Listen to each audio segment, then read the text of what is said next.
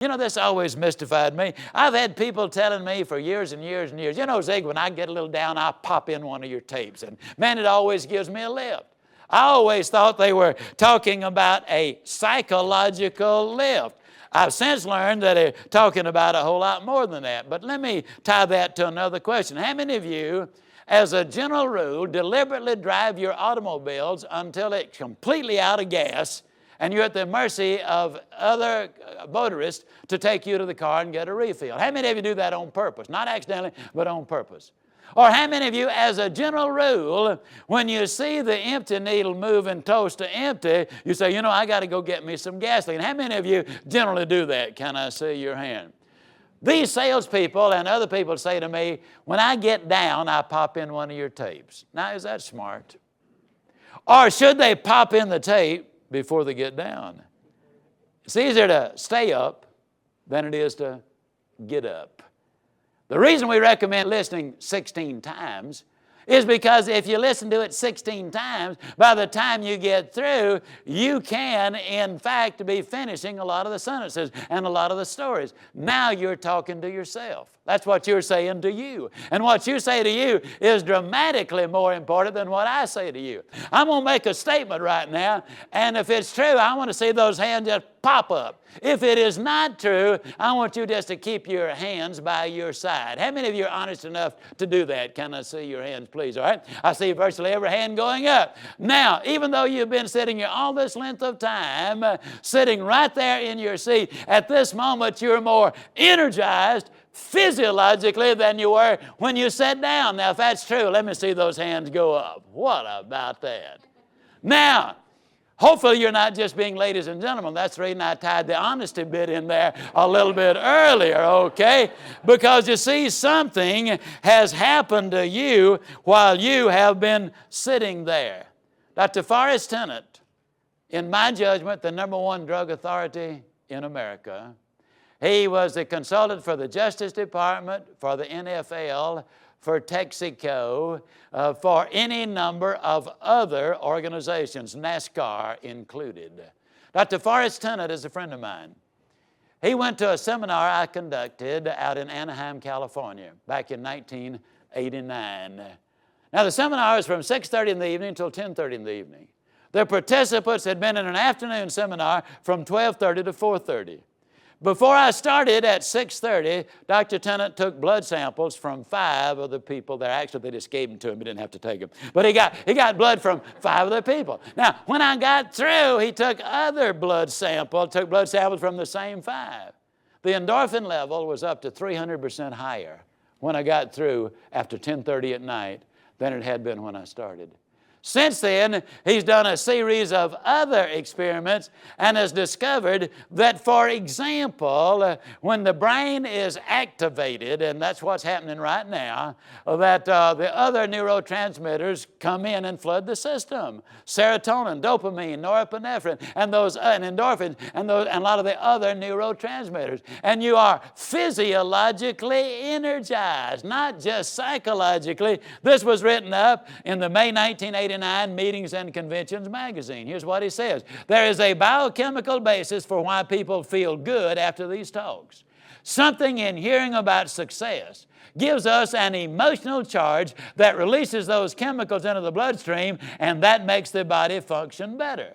While these effects last no more than a few hours, regular doses of motivation will lead to better health, happiness, and achievement. That's in the May 1989 issue of Meetings and Conventions magazine.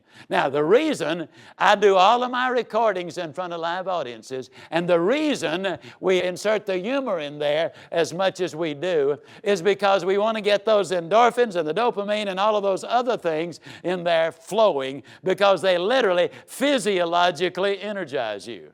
People are always telling me, where on earth do you get that energy level?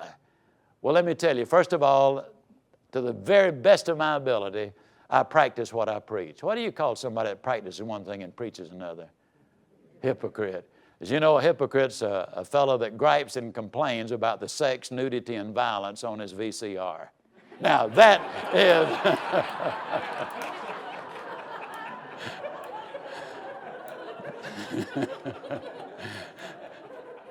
A hypocrite's a fellow that just simply is not himself on Sunday, I get so tickled. A lot of people, they say, I'd go to church, but ain't nothing but a bunch of hypocrites down there.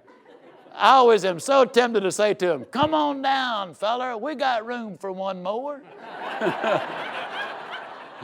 Besides, if a hypocrite is standing between you and God, that just means a hypocrite's closer to God than you are. Well, anyhow, the activity that goes on in your mind, you remember I've been saying several times you can have everything in life you want if you'll just help enough other people get what they want.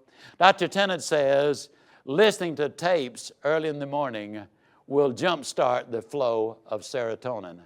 Now, serotonin is the feel-good neurotransmitter. That makes you feel good about yourself. It generally doesn't hit the system full force until about 10 o'clock in the morning. There's another way to jumpstart the flow of serotonin. That's do something really nice for someone else. It's amazing how good you feel about yourself when you do something really nice for somebody else. I'm talking about a philosophy that's other people-centered. I'm talking about a procedure that works. I'm going to make this statement. If I could not replace my cassette player in my automobile, $50,000 would not buy the one I have. I would prefer to drive a used Volkswagen with a cassette deck. You've invested your money in the tapes. You've invested your time. I really encourage you to listen and listen carefully. I close with a story. As I've already told you, I was raised down in Yazoo City, Mississippi. We lived next door to some rich folks during the Depression years, and I was over there for lunch one day, as I tried to be every day.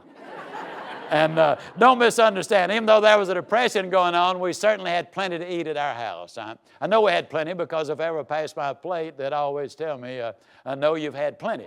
So I know we had plenty. On this particular day, the cook brought the biscuits out, and this is not an exaggeration, the biscuits were not as thick as my wristwatch. And I looked at him, I said, Maud, what on earth happened to your biscuits? She reared back, gave that big old tummy laugh, and said, well, I'll tell you about those biscuits. She said they squatted to rise. But she said they just got cooked in the squat. Basically, that's the problem with most people. They get cooked in the squat.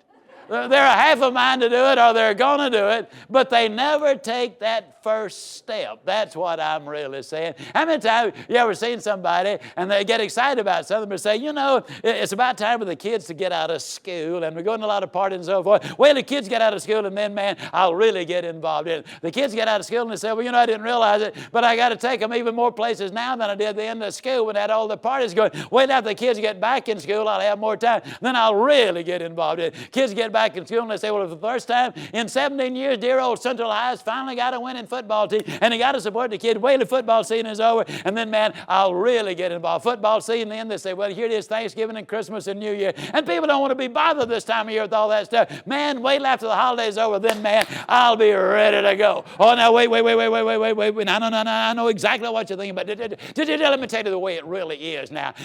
What I like to do is I get everything lined up. I prepare, I draw a plan of action, I get all ready. And then, man, when I really get started, I'll pass all these other folks, that kind of got the jump on me now. But after the holidays, you just watch. After the holidays, they say, well, the weather. Have you ever seen weather like this in Dallas, Texas, or Denver, Colorado, or Tampa, Florida, or where? Wait till the weather settles down, and then, man, I'll really get busy. The weather settles down, they say, well, here it is Easter, and Easter time is family time. And you yourself said family time is important. I got to spend some time with the family, man. After that, though, man, then you just watch me. I'll really take off. After they do that, then they get the good weather and say, well, I haven't wet a hook or hit a golf ball in I don't know when. And when I do a little bit of that, and you said it yourself, fella can't work all the time. Got to have some recreation time. Wait after that, and then, man, I'll really get busy. And then after they hit a few golf balls, wet the hook a few times, then they say, well, it's almost time for the kids to get out of school. And that's where we came in.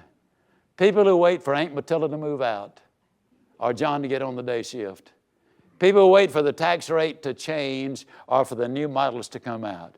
People who wait for the new senator to take office or the new advertising campaign to start. People who wait on changes out there before they do anything in here invariably end up getting cooked in the squad. The message is real clear. This information isn't worth a hill of beans until you put it into action. And then when you put it into action, that's when things happen. I promise you, I've not given you any theories. This is valid information that has been tested and tried by tens of thousands of people, and it works in any language that you want to put it in. That's what I'm talking about. I'm encouraging you to buy the ideas that we've been talking about. Take this to heart, put it to work, and do it now. Because if you do, I close as I always close by saying, if you'll do these things, I will see you. And yes, I really do mean you, not just at the top. Hey, I'm going to see you over the top. Thank you, and God bless you for being here. Thank you.